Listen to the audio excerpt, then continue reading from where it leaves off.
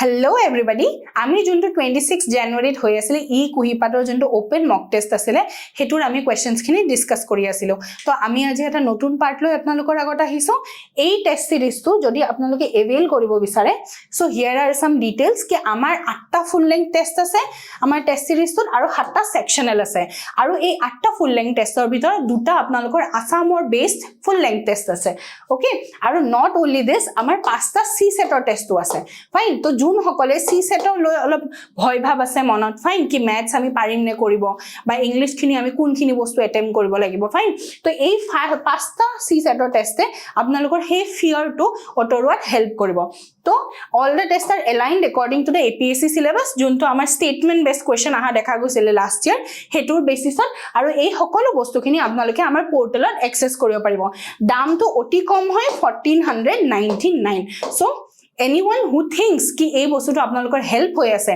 ami discuss kori thaka jonkhon mock paper hoy questions kini apnalokor bhal lagi ase and you feel ki apnalokor preparation are beneficial hobo you are most welcome to participate in this amar first question to ki hoy consider the following pairs of writs mentioned under article 32 br ambedkar sir ese ki koisile article 32 tor bikhoye heart and soul of the constitution heart and soul of the constitution fine to number 1 to ki habeas corpus number 2 to mandamus tar bisot certiorari tar bisot quo warranto fine prothomote ami gute gita heri gita sailo the meaning of habeas corpus is to have the body fine it is an order issued by the court to a person who has detained another person ঠিক আছে thus this writ is a bulwark of individual liberty আপনালোকে habeas corpus something to do with to have the body fine তো এটো আমি বুঝিলো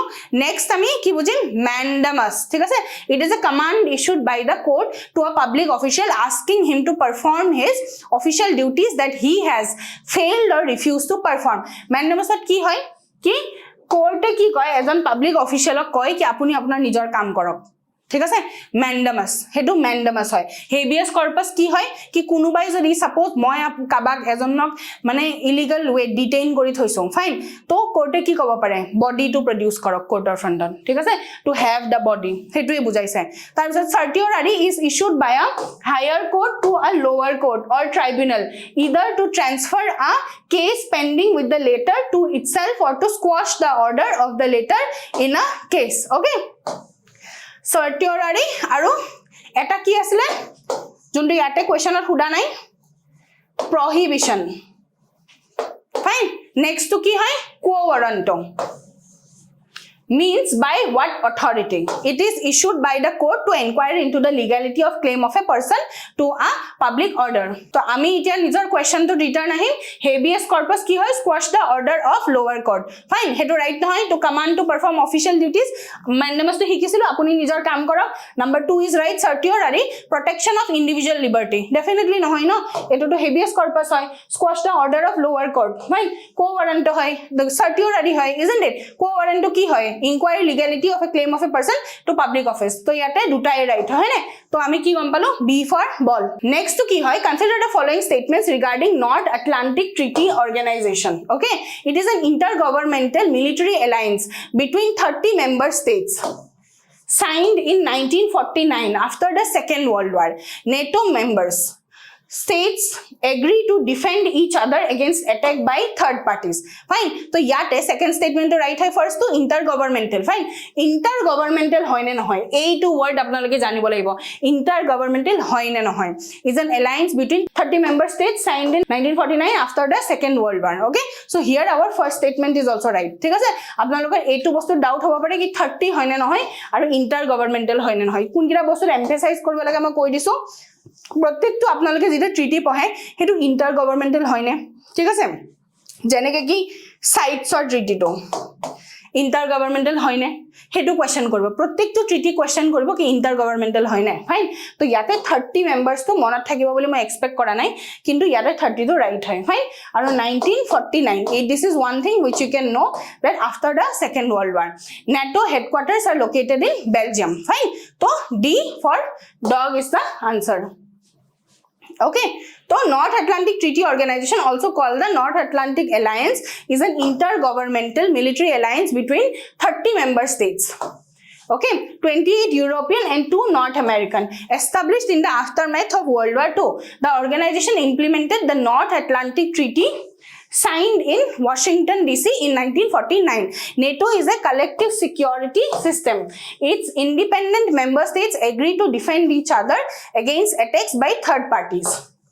NATO's main headquarters are located in Brussels, Belgium, while NATO's military headquarters are located in Mons, Belgium. Okay, during the Cold War, NATO operated as a check on the perceived threat posed by the Soviet Union. The alliance remained in place after the dissolution of the Soviet Union and has been involved in military operations in the Balkans, the Middle East, South Asia and Africa. Our next question to ki hoy, which among the following provisions of the Constitution of India prohibit any person to be forced to prostitution? ঠিক আছে, তো prostitution আর child labor articles কিটা কি হয়?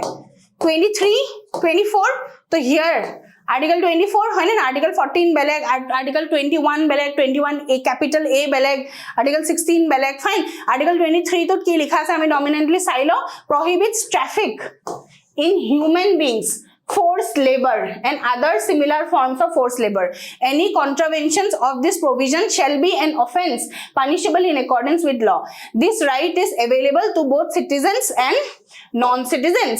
It protects the individual not only against the state but also against private persons. ঠিক আছে, not only against the state but also against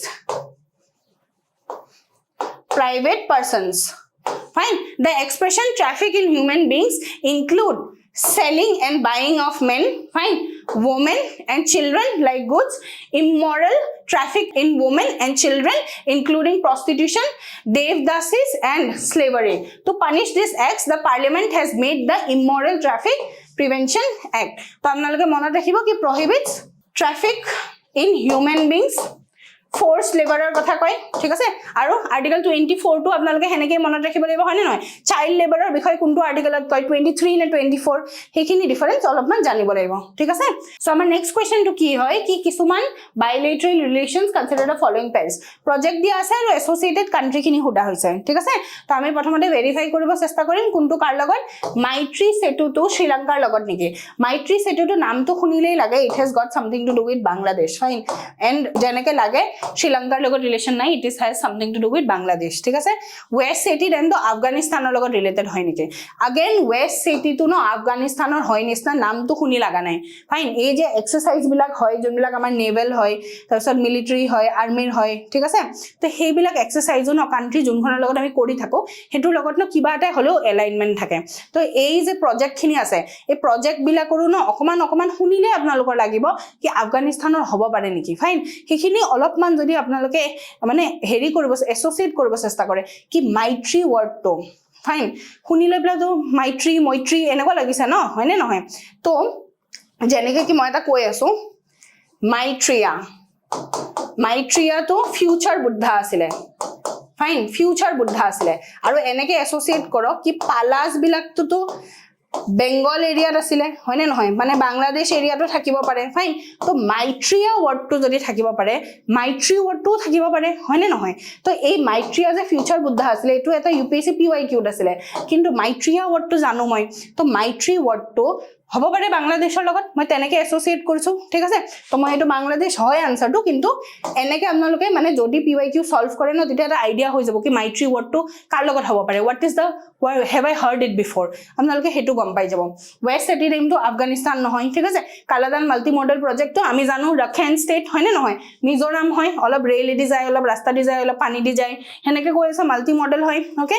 তাৰপিছত মেংগাডিচু তো কি হয় ভুটান হয়, হয়নে নহয়, দিস ইজ ৰাইট। সো আমাৰ কোনটো ৰাইট হয় 3 আৰু 4 টো ৰাইট, অনলি 2 পেয়াৰ্স, ঠিক আছে। অলপমান চাই লও he Maitri project is between India and Bangladesh bridges Maitri Setu has been build over Feni river, fine. Feni river মানে ক'ৰ পৰা হৈছে ত্ৰিপুৰা, হয় নে নহয় ত্ৰিপুৰাৰ পৰা আহে which flows between India boundary in Tripura state and Bangladesh. The name Maitri Setu symbolize growing bilateral relation and friendly ties between India and Bangladesh. The construction was up by the National Highways and Infrastructure Development Corporation Limited. The 1.9 kilometer long bridge joins Sabroom in India with Ramgarh in Bangladesh. The West Seti Power Project is a proposed 750 megawatts hydropower project. Fine. West Seti Power Project is a proposed 750 megawatt hydro project to be built on Seti River in far west Nepal. Fine. West Seti to ami Afghanistan paisilo etu nohoy boli koisu to etu ki hoy answer to Nepal hoy ami palo. Third to ki Kaladan multimodal project connects Kolkata seaport with Sitwe port in Rakhine state mane Myanmar kotha discuss kori aso. It will then link Sitwe seaport to Paletwa in Chin state via the Kaladan river boat route and then from Paletwa by road to Mizoram state in northeast India. Hydropower cooperation with Bhutan forms the core of bilateral economic cooperation between India and Bhutan. Few of the intergovernmental hydroelectric projects ekita amani notun ke manot rakhi lebo Funakso 1 Funakso 2 and Mengadichu hone hoy projects yate to ami Mengadichu to paiswe kintu Funakso 1 Funakso 2 monot rakhilom fine ki hor logot Bhutanor logot. Next question ki hoy consider the following statements regarding International Methane Emission Observatory. Fine. So it is an initiative by NASA and the European Space Agency. Okay, fine. So yate আপোনালোকে NASA to জানিব লাগিব European Space Agency to জানিব লাগিব তো এটুৱে যদি ৰিপ্লেস হৈ আছে বা হেটুৱে ৰিপ্লেস হৈ আছে স্টেটমেন্টটো ভুল হৈ যাব ঠিক আছে এতিয়া বৰ্তমান হোল্ডত ৰাখো it is the core implementing partner of the global methane pledge methane emission observatory fine আৰু methane global methane pledge শুনি মোৰ লাগিছে কি হ'ব পাৰে এটো little bit generalistic I would say fine a statement to generalistic hoy fine because methane kotha koi ase methane emission observatory hobo pare kiba eta core implementing partner hobo pare chance ase eto war it was launched at the COP21 UN climate change conference in Paris thik ase eto ako bahut specific hoy statement to jodi COP21 no hoy COP19 hoy COP20 hoy fine tita to statement to bhul hoy jabo no fine hone no aru ei statement to bahut specific ase to moi apnaloko koa nai ki yate answer to je b hoy fine to hetu bostu apnaloke dakhike ami analysis to je kori aso hetu okol answer to janibor karone kori thaka nai kintu apnaloke exam holo hetu bhabibo keneke lagibo jeneke moi koisu ki etu eta fact hoy gol to within 2 seconds you will have to realize ki jehetu moi eku na jano yato I will keep this on hold aur নহলে worst case scenario ঠিক আছে এটো মই কাটি দিম ঠিক আছে একো না জানিলে এই স্টেটমেন্টটো কাটি দিম হেই ডিসিশনটো এক্সামত আপোনালোকে বহি লব লাগিব ফাইন ওকে আৰু তাৰ পিছত এ টু যে অলপ হাই ৰিস্ক স্টেটমেন্ট হয় হেই বস্তুটো বুজাবৰ কাৰণে এই কোৱেশ্চনটো আমি সলভ কৰি আছো ঠিক আছে তো here the answer is B তো বি ফৰ বল তো অলপ চাই লওঁ to support further progress in fulfilling the Paris agreement the UNEP with support from the European Union launched the International Methane Emission Observatory fine to drive global action on reducing methane emissions hence statement 1 is not correct ঠিক আছে okay the International Methane Emission Observatory was launched at the G20 summit fine মনত থাকিব এতিয়া আমাৰ code release হৈছিলে হয়নে নহয় on the eve of COP26 UN climate conference in Glasgow কৈছিল না কি COP19 হৈ গলে 20 হৈ গলে কি কৰিব হেতু বহুত স্পেসিফিক আছিল হয়নে নহয় তো এটা গম পালো তো COP26 conference in Glasgow IMEO will bring global reporting on methane emission to an entirely different level ensuring public transparency on anthropogenic methane emission IMEO will initially focus on methane emission from the fossil fuel sector and then expand to other major emitting sectors like agriculture and waste hence statement 3 is not correct okay Tarpisot IMEO will provide the means to prioritize actions and monitor commitments made by the state in the global methane pledge.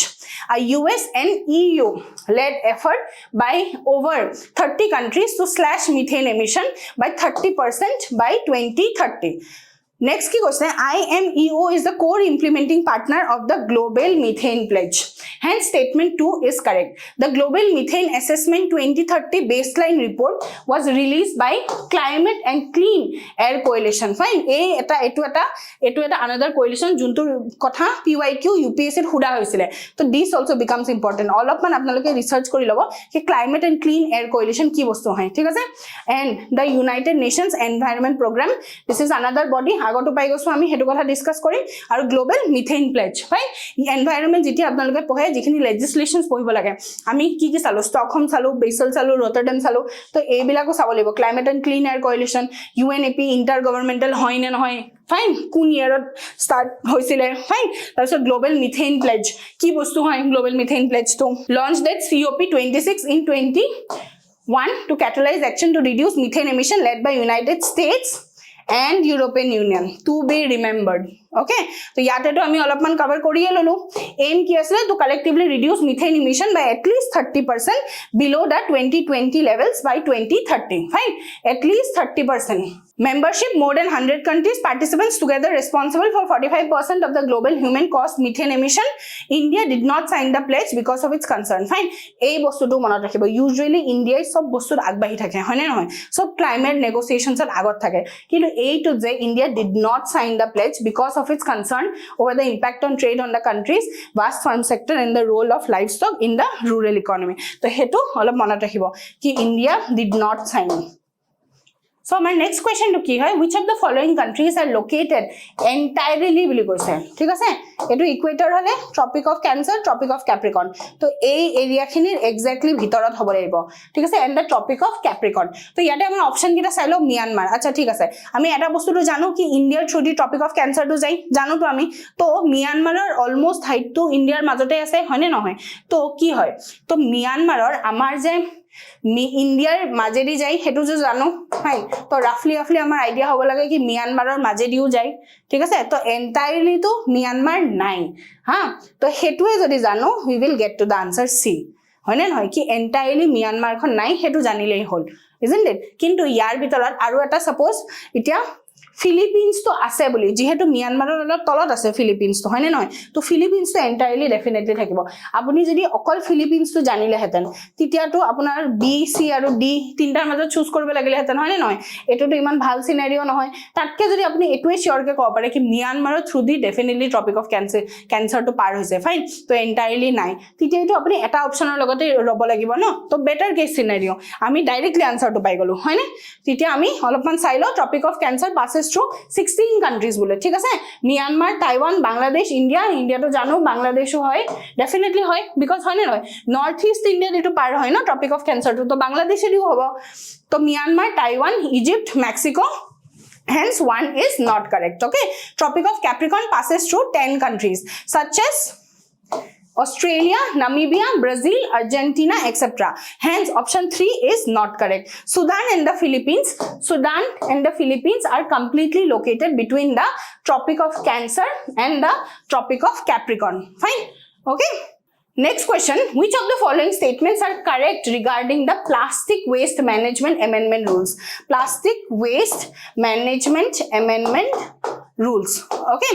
So, it banned the manufacture, stocking and use of carry bags made of virgin or recycled plastic less than 75 microns. Fine. So this first statement is right. Fine.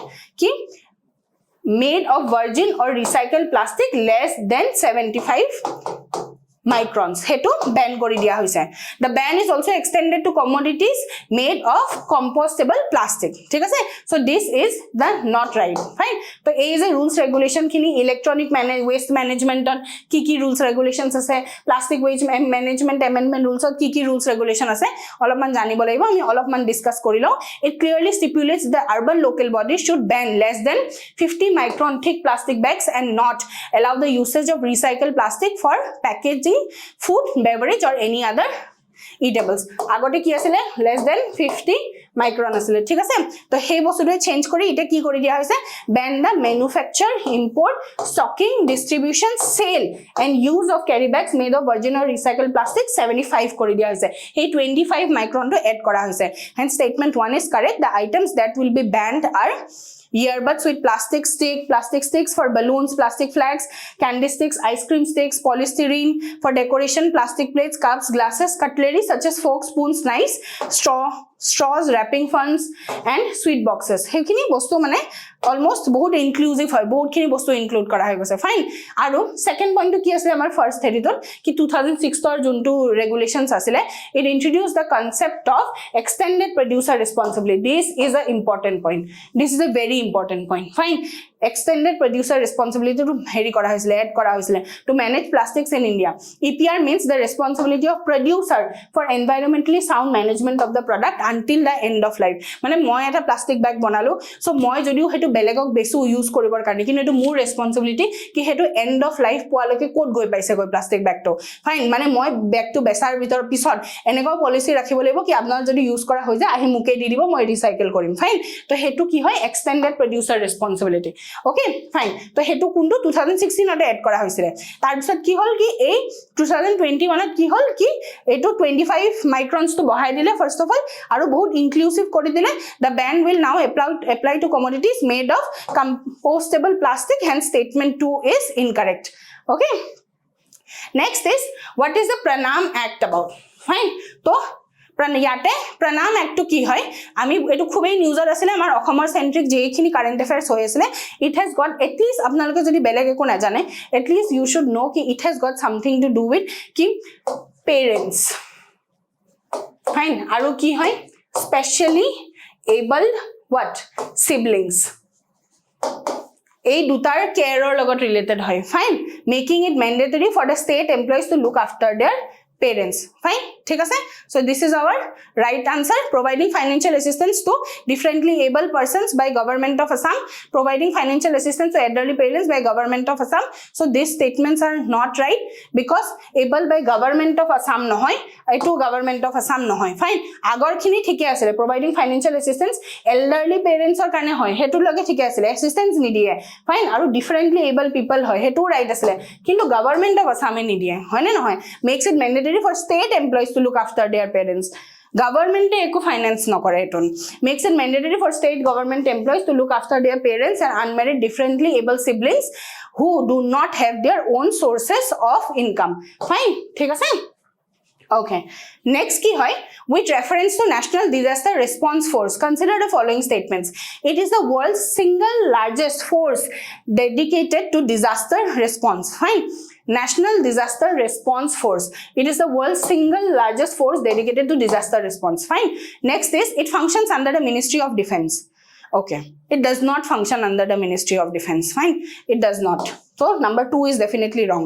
So we reach A for apple. Fine, National Disaster Response Force. Fine, আপোনালোকে যেতিয়া ন কিবা project বা কিবা scheme or এনেকে হুদে কি কোনটো ministry কোনে কৰে কোনটো ministry কৰে এবাৰ প্ৰথমতে scheme তোৰ বিষয়ে বা যোনটো projectৰ বিষয়ে কৈছে এবাৰ ভাবি চাব সেই projectটোত সবতকে বেছি stakes কাৰ থাকিব পাৰে ঠিক আছে সবতকে বেছি stakes কাৰ থাকিব পাৰে এতিয়া NDRF or সবতকে বেছি stakes defense or থাকিব পাৰে নে environment or থাকিব পাৰে নে কাৰ থাকিব পাৰে ফাইন তো হেইটো এবাৰ ভাবি চাব ঠিক আছে তেতিয়া আপোনালোকৰ আনসাৰটো আহি যাব কিছুমান এনেকুৱা স্কিম আছে যোন বিলাক ন মিনিষ্ট্ৰি অফ এডুকেশন আৰু মিনিষ্ট্ৰি অফ কালচাৰ মাজত কোনে কৰিছে হেতু কনফিউজন থাকিব পাৰে তো স্কিমটো যোনটো আপোনালোকক অপচনত দিয়া যায় অলপমান ভাবি চাব কি হেতুত সবতকে বেছি stakes কাৰ থাকিব পাৰে হেই যাৰ সবতকে বেছি stakes থাকিব হেইটোই মিনিষ্ট্ৰি হ'ব ঠিক আছে তো ইয়াতে মিনিষ্ট্ৰি অফ ডিফেন্স নহয় তেতিয়া হলে যেহেতু আমাক এটা কাৰেক্ট টু মাৰ্ক কৰিব দিছে তো আমি A for apple মাৰ্ক কৰিম Okay, অলপমান চাইলো is a distinguished unique force across the country functioning under Ministry of Home Affairs. Fine,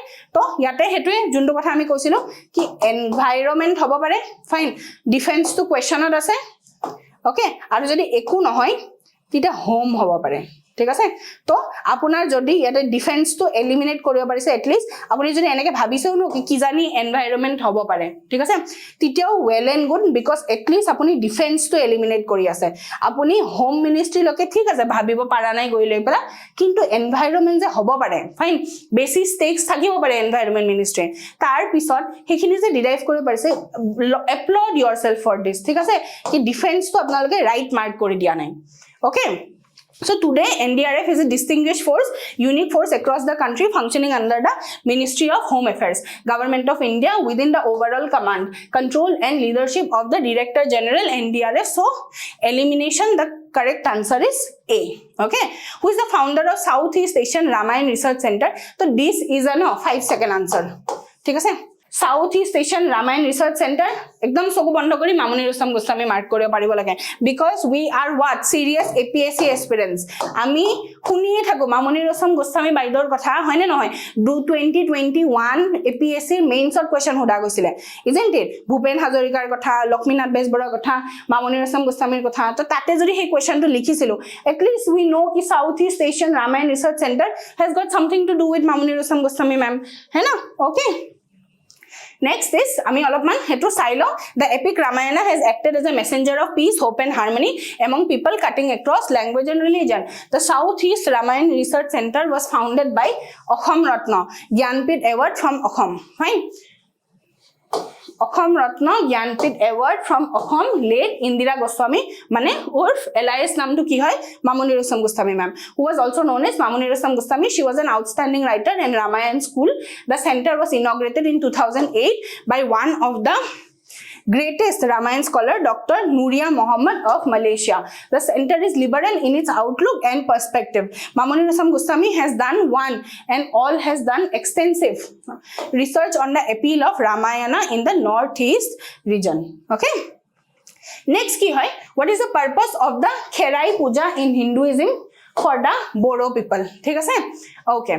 So প্ৰথমতে তো আপোনালোকে জানিব লাগিব কি খেৰাই পূজাটো কোনে কৰে ঠিক আছে আৰু তাৰ পিছত ইয়াতে এই কোৱেশ্চনটোৰ পৰা আৰু এটা বস্তু কৈ দিও কি বড়ো সকলৰ আৰু কি ফেষ্টিভেল আছে সেই বস্তুটো জানিব লাগিব আপোনালোকে আপোনালোকৰ নোটছত এট লিষ্ট বড়ো সকলৰ দুটা তিনটা আৰু কি ফেষ্টিভেল আছে খেৰাই পূজাটো কোনে কৰে তাৰ পিছত টুসু পূজা কোনে কৰে ঠিক আছে এই সকলোখিনি জানিব লাগিব ফাইন ওকে তো ইয়াতে A is the answer to seek blessings for the rice crop ঠিক আছে তো অলপমান আমি চাইলো the খেৰাই পূজা is the most important festival in Hinduism for the Bodo people এটাটো আপোনালোকে গমে পাই গল আৰু দুটা তিনটা চাৰিটা আপোনালোকে নিজে ফিগাৰ আউট কৰিব এটো অলপমান এটো ৰিসাৰ্চ কৰিব কি বড়ো সকলৰ আৰু কি ফেষ্টিভেল আছে okay where an altar is placed in a rice field to seek blessings for the rice crop okay next question to ki hoy Consider the following statements. The Treaty of Majuli was settled between the Koch king Naranarayan, okay, and the Ahom king Sukampa. ठीक है Treaty of Majuli, तार पिছত Treaty of Ghiladhari Ghat. Okay এই সকলোখিনি কার কোনটো কার মাজত হৈছিলে কোন বছৰত হৈছিলে এক্স্যাক্টলি মনত ৰাখিব লাগিব ঠিক আছে ৰমণী গাভৰু কাৰ কোনখন ট্ৰিটিৰ বিনিময়ত পঠিয়াই দিয়া হৈছিলে মুগল হাৰেমলৈকে ঠিক আছে আৰু মানসটো কোনটো ট্ৰিটিৰ বিনিময়ত মানসটো হেৰি আছিলে কি বুলি কয় নৰ্দাৰ্ণ বেংকত বৰ্ডাৰ আছিলে Okay, এই সকলোখিনি আপোনালোকে জানিব লাগিব তো কি কৈছে next স্টেটমেন্টটো it took place between 1570 so second is not right here the answer is A for apple okay the treaty of Majuli say 1563 হয় না নহয় treaty of Ghiladhari Ghat কিতিয়া হয় treaty of Ghiladhari Ghat জিতিয়া কি হয় মে জুমলাই খেদি অসম আক্ৰমণ কৰে হয় না নহয় fine was settled between the Koch king Naranarayan and the Ahom king Sukampa the treaty followed a successful campaign against the Ahom king done by Silarai the general of the Koch forces and the border of the king which resulted in the fall of Gorgaon fine Gorgaon to ki fall hoye gosile the Ahom capital the fall of the capital resulted in the Ahom king's flight as well as treason by high Ahom officials ruling including the king's own brother the Ahom king sued for peace via his emissary Okhek Buragohain during the peace negotiations Naranarayan was camped at Majuli fine তো আপোনালোকে কি মনত ৰাখিব লাগিব Naranarayan and Ahom king সুকাম্ফা Naranarayan আৰু সুকাম্ফা এই দুগৰাকীৰ মাজত হৈছিলে এখন ট্ৰিটি অফ মাজুলী 1563 আৰু গিলাধাৰী ঘাট কাৰ মাজত হৈছিলে কলু ইতিয়া হয়নে নাই গিলাধাৰী কিতিয়া হৈছিলে মি জুমলাই জিতা খেদি অসম আক্ৰমণ কৰিছিলে okay fine so what was the main purpose of the Biplab Sharma committee fine এই যে কমিটি খিনি পুলিশ ৰিফৰ্মছৰ কমিটি ফাইন ইলেকশন কমিশনৰ কি কমিটি হৈছিলে তাৰ পিছত আৰু কি হৈছিলে কি ডাবল হেৰি হ'ব পাৰে নেকি মানে সিঙ্গল ইলেকশনছ হ'ব পাৰে নেকি হেতুৰ বিনিময়ত এখন কমিটি ফৰ্ম হৈছিলে হেবিলা কি কমিটি আছিল আমি অলপ জানিব লাগিব ফাইন বিপ্লৱ শৰ্মা কমিটি এটো ইতে answer to be for ball হয় to make recommendations for the implementation of clause 6 because NRC issue টু হৈ আছে তো এইখন কমিটি খুবেই নিউজত আছে fine the main purpose of the Biplab Sharma committee was to make recommendations for the implementation of clause 6 of the Assam Accord. Fine. The committee submitted its report to the Assam government on 10th February 2020. Okay, next is when an ordinary bill is referred to a joint sitting of both the houses of the Indian Parliament, it has to be passed by a simple majority of the total number of members of both the houses present and voting. ठीक है? Okay, when an ordinary bill is referred to a joint sitting of both the houses of the Indian Parliament, it has to be passed by a simple majority of the total number of members of both the houses present and voting. This is the right one. ठीक है? Second option to ki asile 2/3 majority of the total number of members of both the houses. This is a special majority. Okay. তাৰপিছত next টু কি কৈছে simple majority of the total number of members of both the houses okay fine 2/3 majority of the total number of members of both the houses present and voting so here the answer is A for apple fine তো ইয়াতে আমি এবাৰ চাই লওঁ কি special majority কি আছে ঠিক আছে স্পেশাল মেজৰিটি এটাটো আমাৰ আছে 2/3 present plus voting ঠিক আছে এটা আছে 2/3 present plus voting plus 50% state ratification হয় না নহয় তাৰ পিছত 2/3 present plus voting তাৰ পিছত কি আছে majority of the members in the house হয় না নহয় মানে majority of the members of the house আৰু তাৰ পিছত লাষ্টৰটো কি আছে যোনটো আৰ্টিকল 61 ৰ আন্ডাৰত আহে that is absolute majority লাগিব ঠিক আছে হেতু কি হয় impeachment of the president. Okay, so joint session is presided over by the Speaker of Lok Sabha. Eto eta janibo laga kotha hoy, thik ase, or in his absence by the Deputy Speaker. Fine. So in a joint sitting, a bill is passed simply by the majority of both the members of the House present and voting. Next to ki hoy, which of the following statements are correct with respect to the President of India? Each MP of Lok Sabha and Rajya Sabha has equal vote. Okay, statements are correct with respect to the President of India. Mane President of India, juntu nomination hoy, election buliu kobo pari. Fine. So হেতুত কি ইয়াৰে স্টেটমেন্টৰ ভিতৰত কোনটো right হয় each MP of Lok Sabha and Rajya Sabha has equal vote okay fine MP and MLA of a state has the same number of votes okay this is not right this is not possible MP and MLA of a state cannot have the same number of votes all MPs and MLAs have one vote each okay this is also not right no MPs and MLAs of different states have different number of votes okay fine. So this is also not right. Here the first statement is each MLA of Lok Sabha and Rajya Sabha has equal vote. That is the right statement. Irrespective of the fact that a number of seats may have to be filled, this system postulates one vote for each voter with the reservation that this single vote is transferred to the other candidates. Ki koisile? Proportional representation hoy na nohoy? Single transferable vote. হয় না নহয় list system use করো single transferable vote তো কি হয় কি list system preference 1 preference 2 preference 3 preference 1 preference 2 preference 3 এনেকে হেৰি কৰো তাৰ পিছত যোনকিটা ফার্স্ট প্রেফারেন্সত আছে হেকিটা কাউন্ট করো কি এ টু সাপোজ এ ফার্স্ট প্রেফারেন্সত এ পাইছে এ টু সাপোজ ফার্স্ট প্রেফারেন্সত বি এ পাইছে তো A has got 1 vote B has got 1 vote ঠিক আছে সেকেন্ড আৰু থাৰ্ড প্ৰেফাৰেন্স তো প্ৰথম বাৰত আমি সিলেক্ট নকৰো যদি ফাৰ্স্ট ৰাউন্ড তো হৈ যোৱাৰ পিছত ফাৰ্স্ট প্ৰেফাৰেন্স পোৱা মানুহে কোনেও এটা মেজৰিটি স্পেসিফিক ৰিকোয়াৰ্ড নাপায় তেতিয়াহে আকৌ ক্যালকুলেশন কৰিব আৰম্ভ কৰো ফাইন তেতিয়াহে আমি যোনটো ক্যান্ডিডেটে সবতকে কম ফাৰ্স্ট প্ৰেফাৰেন্স পাইছে তেওঁৰ আমি কাগজখিনি উলিয়াম আৰু সাম কি তেওঁৰ লিস্ট কিখনত কোনে সেকেন্ড প্রেফারেন্স পাই আছে okay Next is who among the following was the founder of Young Bengal movement? Fine. So this is definitely C for cat. Henry Vivian Derizo. He was a very much liberal and forward person with respect to the time he belonged to.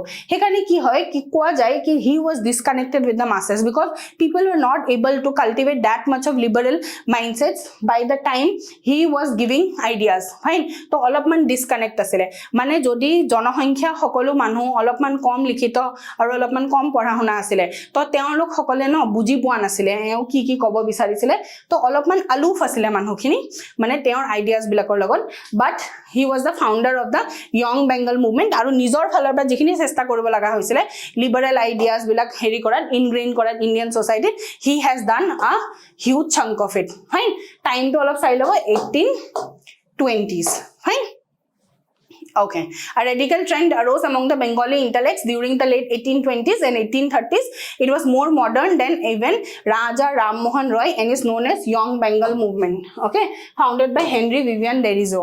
He followed the most radical views of the time, drawing his inspiration from the Great French Revolution. Hence, option C is the correct answer. He inspired his students and followers, the Derosians and Young Bengal, to think rationally. Fine, Derosians and the Young Bengals to think rationally. Hey, tahani dinot 1820 rationality discussion kori thakote digdar to hoboi definitely. Raja Ram Mohan Roy jita sati to abolish korbo kane fight korisile, his own mother was against him, isn't it? To manu bilake hetu homoy iman liberal thoughts accommodate koriya para nasile. Okay, and freely to question all authority, to love liberty, equality and freedom, and to worship truth. The Derosians attacked old and decadent customs, okay, rights and traditions. They were passionate advocates of women's rights and demanded education for them. However, the social conditions then were not ripe for the ideas to flourish. They did not take up the peasants' cause, and no other class supported their advanced ideas. Okay, next is following are the characteristics of an area in India. Hot and humid climate, annual rainfall 200 centimeter, hill slopes up to an altitude of 1100 meters, annual range of temperature 15 to 30. ঠিক আছে, তো এইখিনি এৰিয়াত কোনটো crop grow হ'ব খুদিছে, ঠিক আছে। তো ইয়াতে যে এনুৱেল ৰেইনফল 200 সেন্টিমিটাৰ কৈছে ন, সেই বস্তুটোৱে এটলিষ্ট আপোনালোকৰ ন মাষ্টাৰ্ড আৰু কটনটো এলিমিনেট কৰাই দিব লাগে, ঠিক আছে। বিকজ কি হয় 200 সেন্টিমিটাৰ এনুৱেল ৰেইনফল মানে কি হয়, এভাৰগ্ৰীন ফৰেষ্ট লাগিব, হয়নে নহয়? গ্ৰেটাৰ দেন 200 সেন্টিমিটাৰ কি হয়, এভাৰগ্ৰীন ফৰেষ্ট হয়, হয়নে নহয়? তাৰপিছত 200 সেন্টিমিটাৰ অকমান কম হলে কি হ'ব, সেমি এভাৰগ্ৰীন হ'ব। তো এৰাউণ্ড ৰেঞ্জটো এৰাউণ্ড এভাৰগ্ৰীন ফৰেষ্টৰ ওচৰত আছে।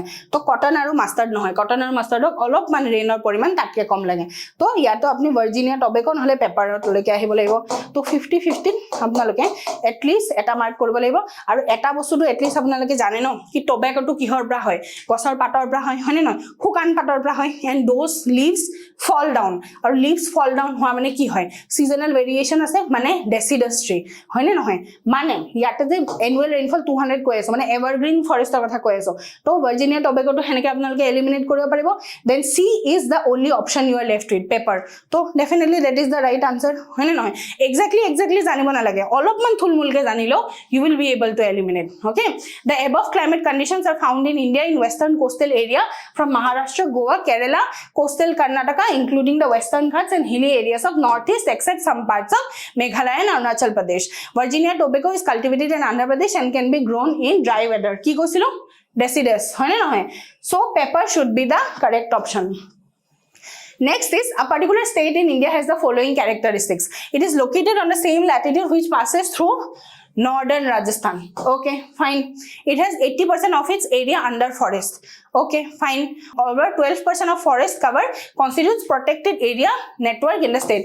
This is very specific. এইটো আপোনালোকে না জানিব পাৰে, ঠিক আছে। এক্সপেক্ট কৰা নাই কি 12% of the forest cover protected area হয় নহয় জানিব, হেতু এক্সপেক্ট কৰা হোৱা নাই। তো it is located on the same Latitude which passes through Rajasthan. Fine, অলপমান যদি ইণ্ডিয়াৰ মেপখন আপোনালোকে চাই, ঠিক আছে, তো সেম ল্যাটিটিউডত পাস কৰা এই গোটেইকেইখন ষ্টেটৰ মাজত কোনখন হ'ব পাৰে আনসাৰ? হিমাচল প্ৰদেশ আৰু উত্তৰাখণ্ড, এই দুটাটো আপোনালোকে চাই এলিমিনেট কৰিব পাৰে। এইকেইটা নহয়, তাৰ তলেদি যায় লাইনডাল, হয়নে? তো অৰুণাচল প্ৰদেশ নহ'লে আসাম থাকিব, ঠিক আছে। তো আৰু যদি অলপমান ডিটেইলত এই দুটা অপশ্যনৰ ভিতৰত আপোনালোকৰ ডেফিনেটলি কনফিউজন হ'ব পাৰে, ঠিক আছে। কিন্তু এই যে অপশ্যনটো আছে কনফিউজনটো আঁতৰাবৰ কাৰণে, কি 80% হয় নেকি? অসমত কি 80% আছে নেকি? নাই ন, 80% নাই ন। তো ডেফিনেটলি অৰুণাচল প্ৰদেশ হ'ব। Okay, so yate amar answer to A for apple hoy. Arunachal Pradesh, Assam, Sikkim, Uttar Pradesh, Haryana are the state that lies in the same latitude that passes through Rajasthan. Kintu ki hoy 80% of criteria tur karne ami Arunachal Pradesh mark korilo hoy na. As per forest report 2011, Arunachal Pradesh has a forest cover of 80% with total area of 67,410 square kilometer. Percentage cover wise, Mizoram topped the list with 90%.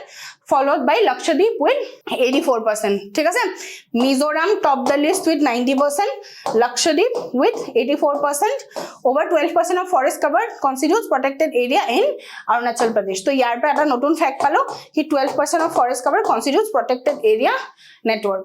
Okay, So our next question to ki hai, what is greenhouse gas protocol? First option to ki likha ase, it is an international accounting tool for government and business leaders to understand, quantify and manage greenhouse gas emissions. Fine. First option. Second option to ki, it is an initiative of United Nations to offer financial incentives to developing countries. Acha, paisa diya mane. We are talking about cash to reduce greenhouse gas emission to adopt eco-friendly technologies. Cash to what? Promote technologies. Monat rakhim hetu. Next to ki, it is an intergovernmental agreement ratified by all the member countries of the United Nations to reduce greenhouse gas emission to specified levels by 2022. Okay. Third to ki, it is one of the multilateral REDD plus initiatives hosted by World Bank. Kiman factual hoy? Option কিটাই চাই লওক তো এইটো এটা multilateral হয় নাই red প্লাছৰ initiative হয় নাই ওয়াৰ্ল্ড ব্যাংকৰ ইনিচিয়েটিভ হয় নে নহয় তো আপুনি আপোনালোকে অলপ আগতে যে মই ডিসকাস কৰিছিলো কি ইন্টাৰ গভৰ্নমেন্টাল হয় নে নহয় ফাইন কি কি যদি কি পপুলাৰ বডিজ আছে কোনোবাই যদি সিহঁতৰ আইডিওলজিটো প্ৰমোট কৰি আছে ফাইন সেই বডি কিটা at least A plus B at least দুটা বডিৰ নাম মুখস্থ ফাইন তো হেখিনি বস্তু আমি কৰিব লাগিব যিখিনি পপুলাৰ আছে যেনেকে C42 কিহৰ কাৰণে আছে ক্লাইমেট চেঞ্জ ৰিস্কৰ কাৰণে চাইছিলো আমি ফাইন তো ইয়াতে আমাৰ আনসাৰটো A for apple hoy thik ase so here the greenhouse gas protocol is the most widely used international accounting tool for government and business leaders to understand quantify and manage greenhouse gas emission it is a decade long partnership between the World Resource Institute and the World Business Council for Sustainable Development okay fine next question to ki hoy the global financial stability report is prepared by fine তো আপোনালোকে ইতিয়া জেনেকে মই কৈছিলো conventions কিনি কি inter গভৰ্নমেন্টাল হয়নে